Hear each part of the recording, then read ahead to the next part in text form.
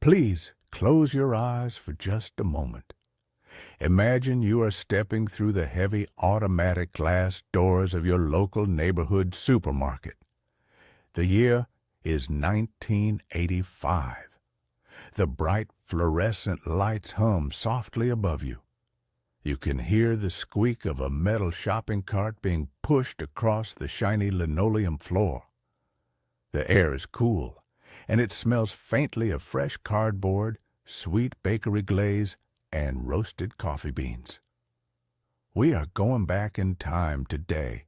We are going to explore 30 forgotten supermarket products from 1980s America that we desperately miss. These are the flavors of our youth. These are the snacks that waited for us after a long day of school. Make sure you stay with me until the very end. I will remind you of a special Sunday dessert that brought the whole family together around the dining room table.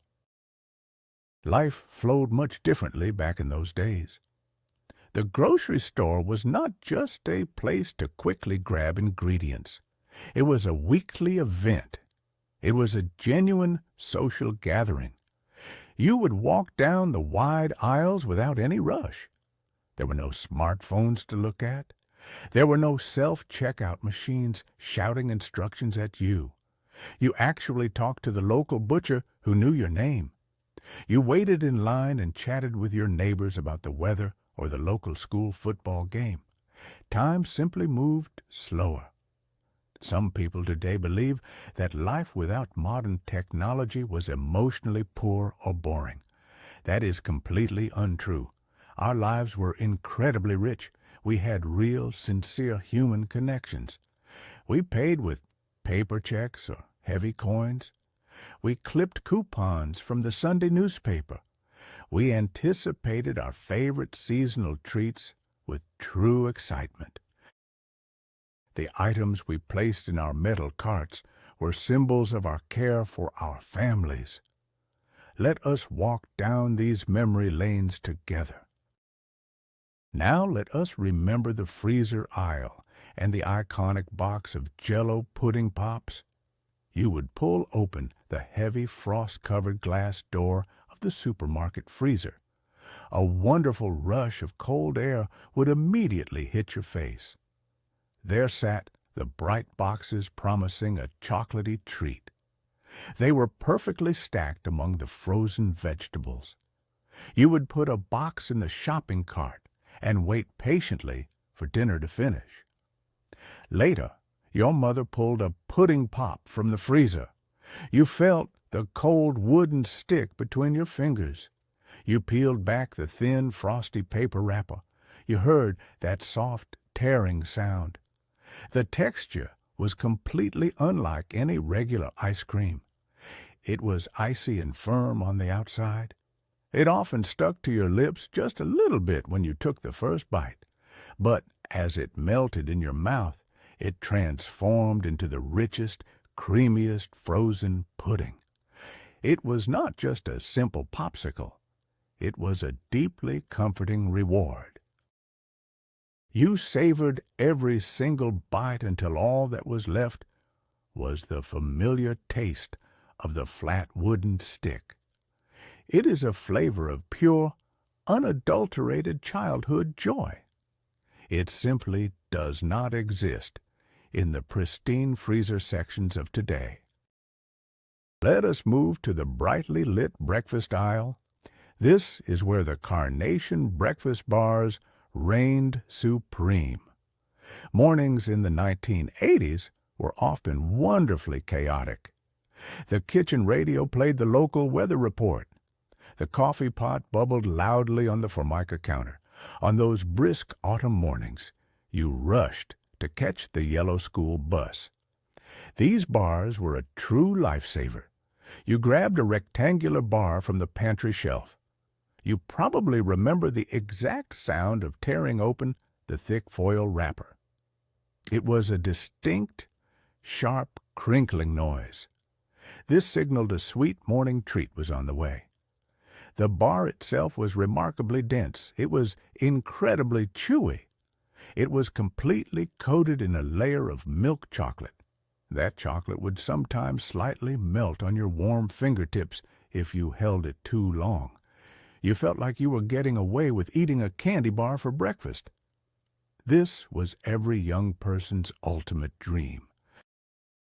The peanut butter crunch and chocolate chip flavors were absolute staples in so many American households.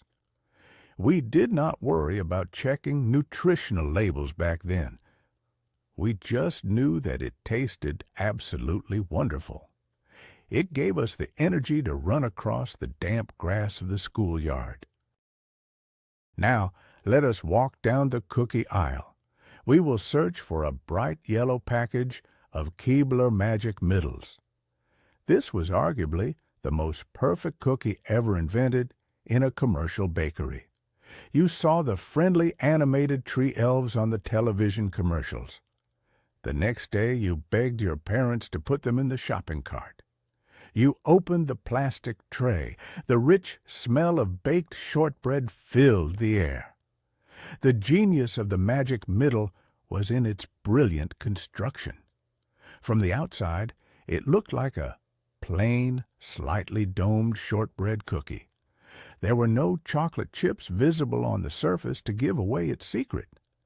But the moment you took a bite, the soft cookie gave way to a thick, rich fudge center. The chocolate was always perfectly soft.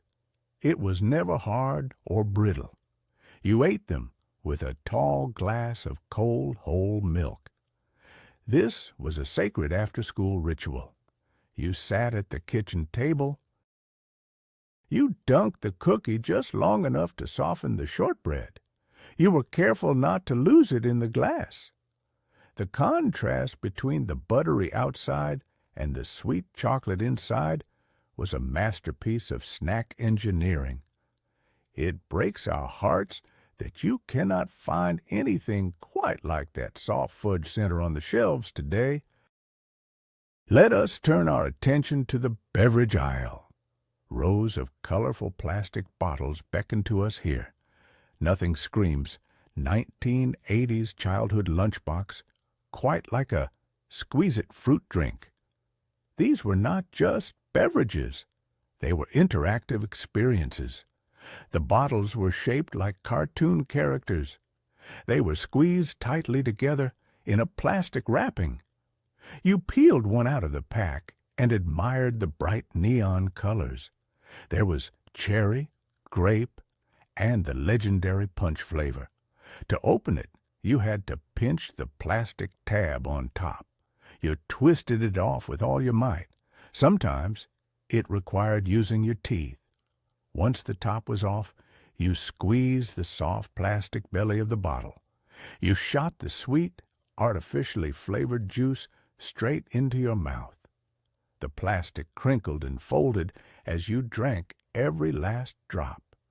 Your tongue instantly turned bright red or purple. You took a squeeze-it to school. This meant you had the best lunch at the cafeteria table. You sat with your friends and traded sandwiches. But you never traded your squeeze-it. It was the absolute highlight of the midday break. The sticky, sweet taste brings back memories of a much simpler time. A brightly colored drink was all it took to make a child completely happy. Now let us wander over to the end caps of the bakery section. The Hostess snack cakes were neatly stacked right here. In the late 1980s, nothing caught your eye quite like the Teenage Mutant Ninja Turtles pudding pies. The packaging was bright green. It featured our favorite cartoon heroes. You carefully peeled back the paper wrapper. You heard the soft rustle of the packaging. Inside was a handheld pie that looked absolutely alien. The crust was coated in a thick, sticky sugar glaze. This glaze was dyed a bright, radioactive shade of green. It felt slightly greasy and wonderful in your hands. You bit through the flaky, glazed exterior. You reached the soft center. It was filled with a rich, smooth, vanilla pudding. The contrast between the flaky crust and the creamy pudding was incredibly satisfying. You usually ate one of these pies on a Friday afternoon. You sat on the living room carpet right in front of the heavy television set. You wiped your sticky fingers on a paper napkin while watching afternoon cartoons. It was a bizarre, wonderfully artificial treat. It perfectly captured the pop culture magic of the decade. We missed the excitement of seeing those bright green crusts glowing on the grocery store shelves. Let us take a stroll down the cereal aisle. This was the most magical place in the entire supermarket. The shelves were a colorful mosaic of cartoon characters. Right in the middle sat Smurf Berry Crunch. The bright blue box featured Papa Smurf holding a glowing spoon. It promised a fruity, sugary breakfast adventure. You opened the cardboard box. You tore into the thick wax paper bag. A sweet, overwhelming aroma of artificial berries floated up. You poured a massive mound of the red and blue corn puffs into your favorite bowl. Then you splashed cold milk over the top. You listened to the satisfying crunching and crackling sounds. Within minutes, the milk turned a lovely pastel shade of purple. The real joy was eating this cereal on a Saturday morning. You woke up incredibly early. It was long before your parents were awake. You sat cross-legged in the living room. The television softly hummed with weekend cartoons.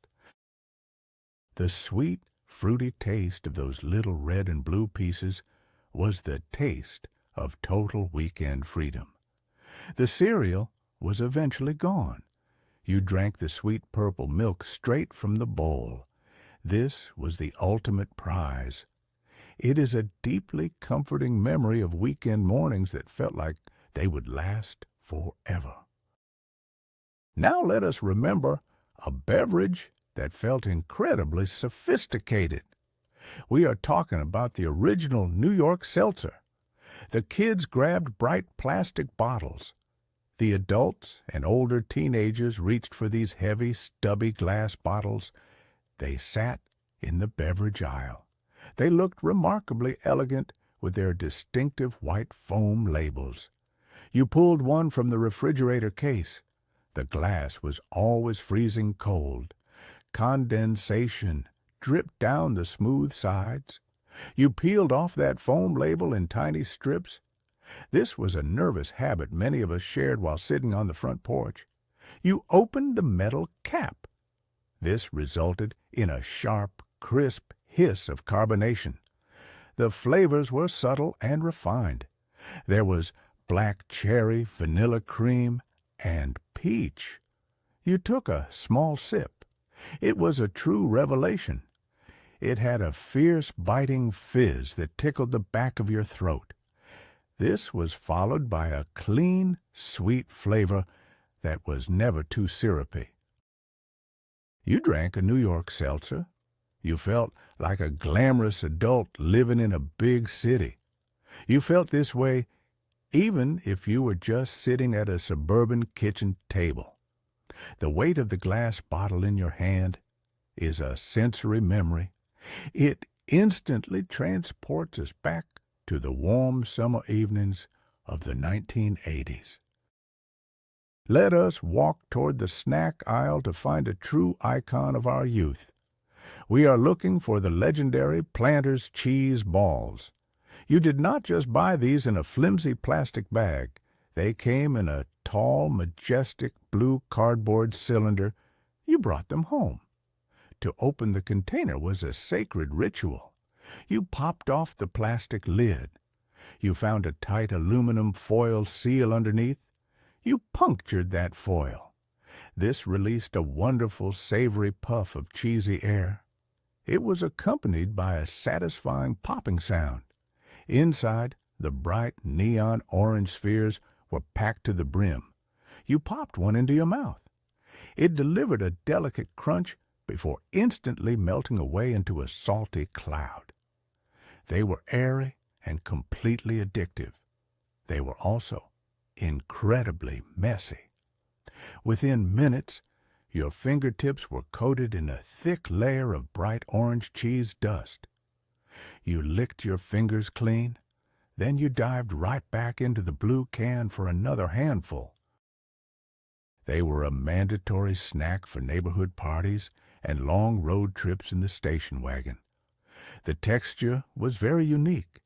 It was light, yet fiercely crunchy. No modern cheese snack has ever been able to replicate it.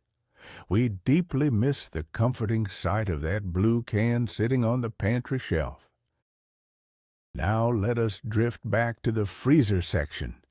Dessert was always waiting here in the form of a Sara Lee banana cake. This was the ultimate solution for unexpected house guests or a lazy Sunday family dinner. The cake came neatly packaged in a rectangular aluminum foil tin. The cardboard lid featured a beautifully photographed picture of the cake. Your mother pulled it from the deep freezer. You had to endure the agony of waiting for it to thaw on the kitchen counter. It slowly came to room temperature. You began to smell the sweet, comforting aroma of baked bananas and rich frosting. You removed the cardboard lid. This revealed a perfectly smooth layer of white frosting. It was completely untouched and pristine. The first slice was always the hardest to get out of the aluminum pan. You tried not to ruin the shape. The cake itself was incredibly moist and dense. It was packed with a very specific, slightly artificial but completely beloved banana flavor. The icing was thick and buttery. You ate a slice of that banana cake on a small glass plate. You listened to the adults talk around the dining table. It felt like a warm hug. It was a beautifully simple treat that made any ordinary evening feel like a true celebration. Let us wander over to the condiments aisle. We will look for the familiar curved glass bottle of 7C's Viva Italian dressing. In the 1980s, salad dressings were not just poured, they were vigorously shaken. The Viva Italian dressing had a beautiful, almost magical appearance on the shelf. The deep red and golden liquids were completely separated in the clear glass bottle. You wanted to pour it over your simple bowl of chopped iceberg lettuce and thick tomato wedges. But first, you had to perform the mixing ritual. You made sure the cap was screwed on tightly. You shook the bottle with all your might. The sound of the liquid sloshing against the heavy glass was the prelude to dinner. You watched the oil, vinegar, and heavy spices temporarily blend together into a cloudy, zesty mixture. This was strangely satisfying. You poured it over the salad. It flowed out thick and rich. It coated the crisp lettuce with a bold, tangy flavor that made your mouth water. It had a sharp, vinegary bite that perfectly cut through the blandness of the iceberg lettuce. The heavy glass bottle always felt substantial and important in your hand. It was the definitive taste of a simple, homemade family dinner.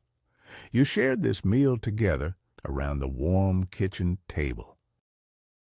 Now let us return to the freezer aisle to admire the absolute pinnacle of 1980s grocery store luxury. We are talking about the magnificent Viennetta ice cream. You saw a box of Viennetta in the shopping cart. This meant that a very special occasion was on the horizon. This was not everyday ice cream. It was an elegant masterpiece of frozen architecture. The packaging promised a sophisticated European dessert. You slid the delicate frozen block out of the cardboard box. It looked like a beautiful dream. It featured glorious, undulating ribbons of vanilla ice cream. These were perfectly layered with paper-thin shards of dark chocolate. To serve it was an event in itself. Your mother took a large, sharp knife. She carefully sliced through the frozen layers. You heard the distinct, crisp sound of the chocolate cracking under the heavy blade. A slice was finally placed on your dessert plate. You ate it as slowly as possible.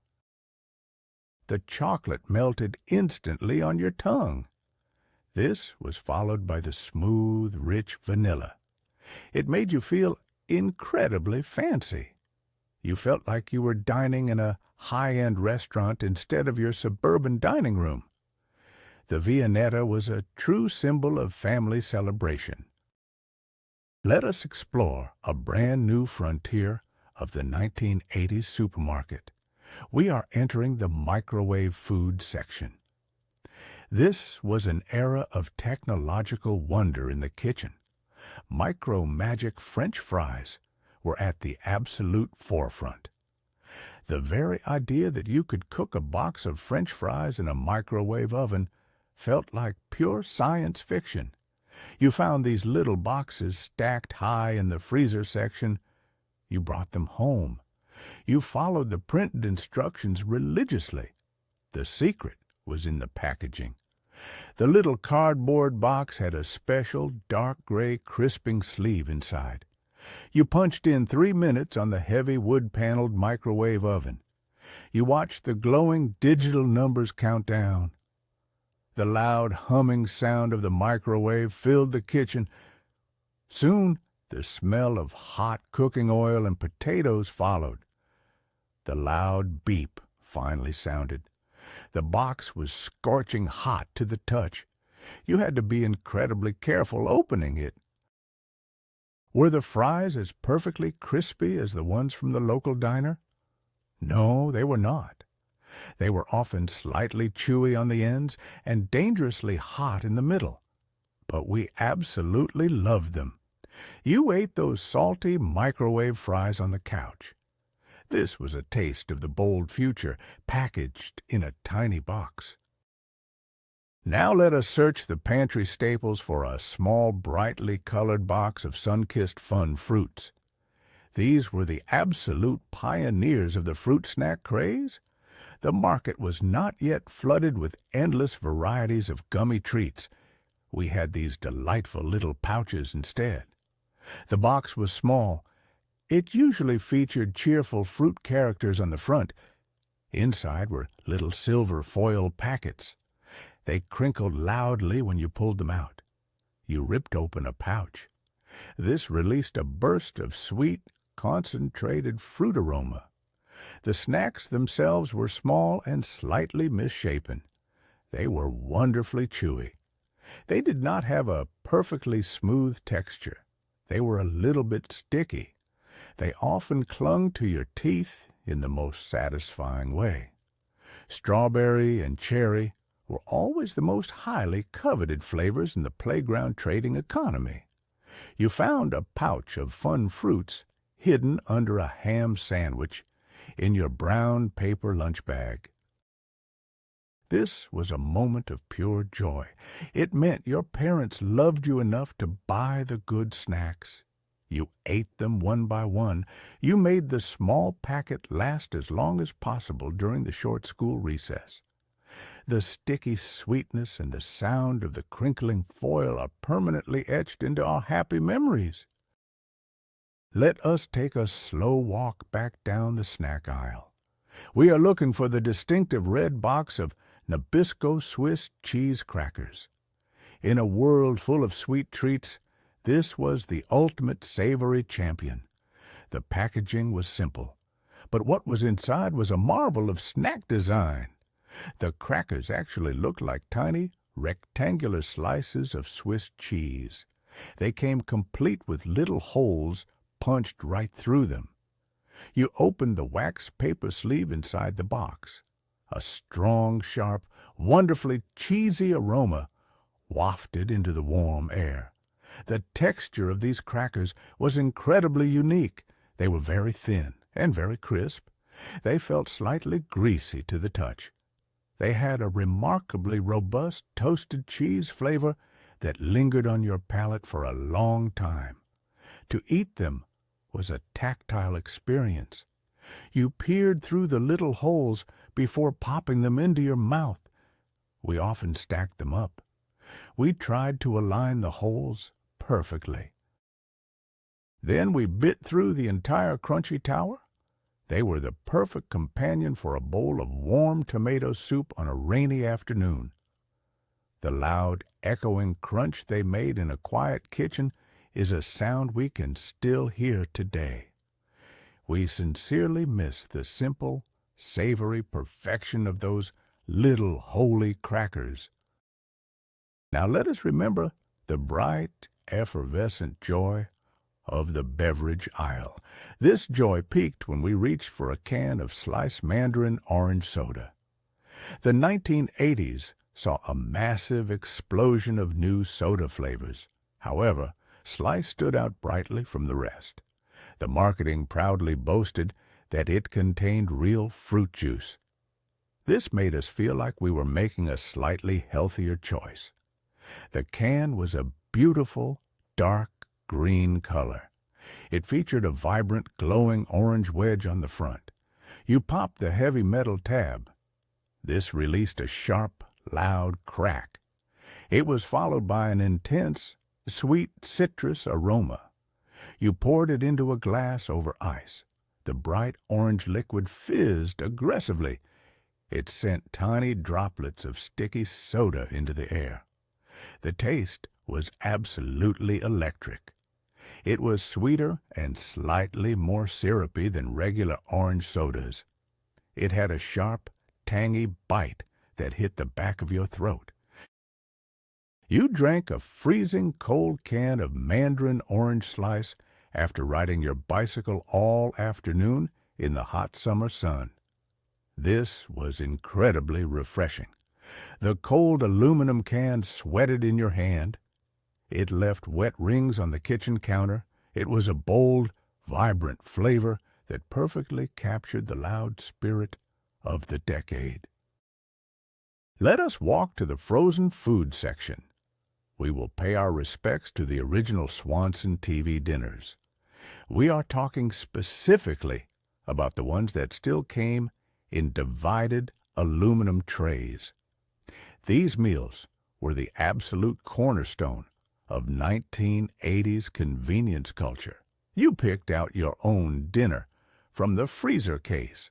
This was a deeply empowering moment for a child.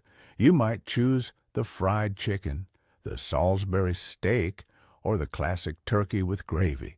To cook them required patience. You peeled back the incredibly sharp foil lid just a little bit to expose the tater tots.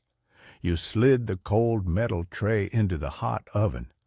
After 45 long minutes, the kitchen smelled like roasted meat and baked apples. You pulled the flimsy, extremely hot aluminum tray out of the oven. This was a delicate operation. The foil burned your fingers if you were not careful. The food itself was a fascinating landscape of temperatures. The mashed potatoes might still be a little cold in the center. Meanwhile, the sweet apple cobbler in the corner compartment was roughly the temperature of flowing lava. You sat at a folding tray table in the living room. You watched your favorite evening sitcoms. The slight metallic taste of the aluminum tray mixed with the salty gravy is a truly unforgettable flavor. Now let us approach the checkout counter.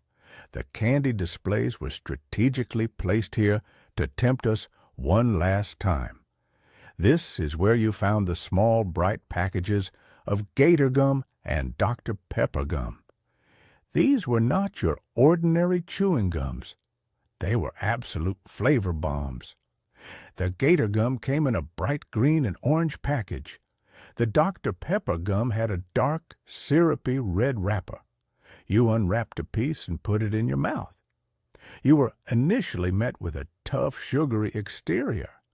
But the moment you bit down, the magic happened. The gum cracked open.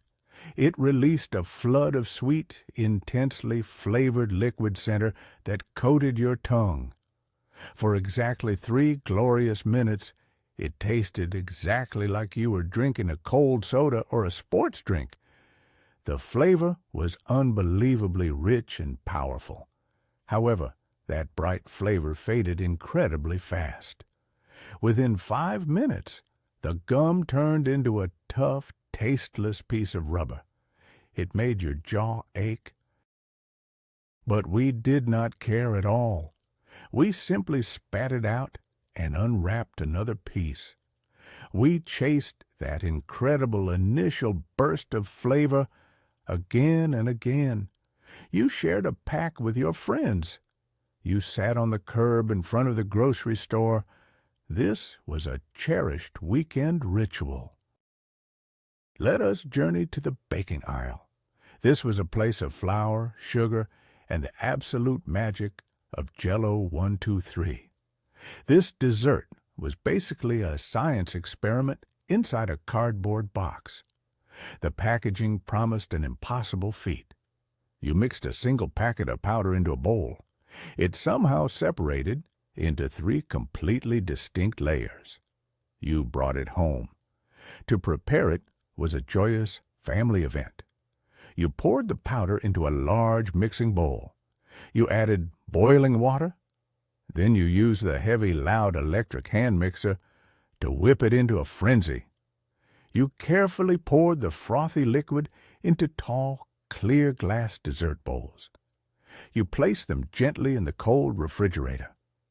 Then came the waiting. You constantly opened the refrigerator door to check on the progress.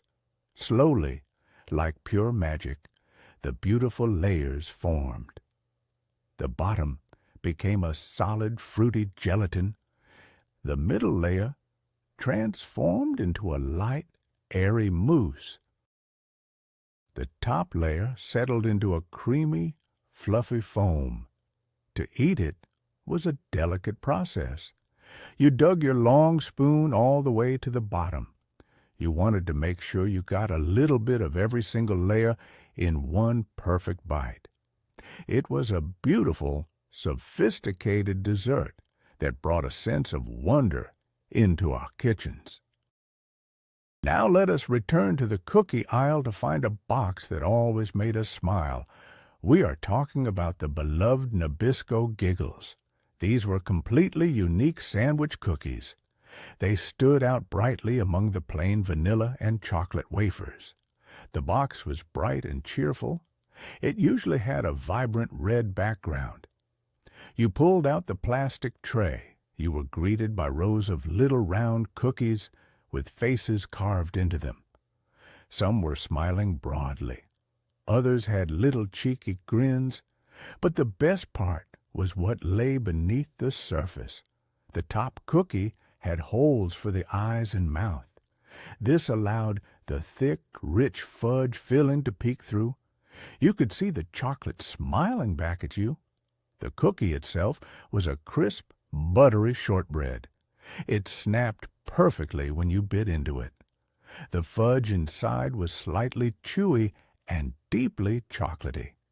We often carefully twisted the top cookie off. We tried not to break the smiling face. We just wanted to lick the sweet fudge filling first. You ate Giggles cookies after school with a tall glass of cold milk. This was a moment of pure, innocent happiness. The playful design of the cookie made snacking feel like a fun game. We deeply missed the simple joy of opening a box of treats and seeing happy faces. Finally, let us walk toward the front of the store, near the busy checkout lines. The most intoxicating aroma in the entire supermarket lived right here. We are talking about the large industrial coffee grinders. They stood proudly at the end of the aisle. To buy coffee in the 1980s was a wonderfully sensory experience. You picked out a heavy bag of whole roasted beans. You poured the shiny dark beans into the large metal hopper, at the top of the machine. Then you adjusted the heavy dial to choose your perfect grind. You flipped the heavy metal switch. The machine roared to life. The loud, vibrating hum of the grinder echoed through the store aisles. You placed your empty bag under the spout. You watched as the finely ground coffee poured out. The smell was absolutely incredible. It was a deep, rich, earthy aroma. It instantly woke up your senses and made your mouth water. You folded the top of the brown paper bag down tightly. You sealed in that magnificent scent. You carried that warm bag of freshly ground coffee home in the paper grocery sack. It felt like carrying a valuable treasure. The sound of that grinding machine and the overwhelming smell of roasted beans are the true essence of our shopping memories. When we look back at these forgotten items, we realize something deeply profound. We do not just miss the sugary taste of the cereals or the bright colors of the packaging. We miss the beautiful, unhurried time of our youth. We miss the feeling of holding our mother's hand in the checkout line. We miss the family dinners where a simple frozen cake felt like a grand celebration. These products were the backdrop to our most cherished memories. They connected us to each other in a world that felt much simpler and much warmer. If this journey back to the 1980s brought a smile to your face, please subscribe to our channel and leave a like on this video. It helps us keep these precious memories alive. Now, I have an important question for you. Which of these grocery store items do you miss the absolute most? Or is there another product from the 1980s that we forgot to mention? Please write your personal stories and memories in the comments below. We read every single one.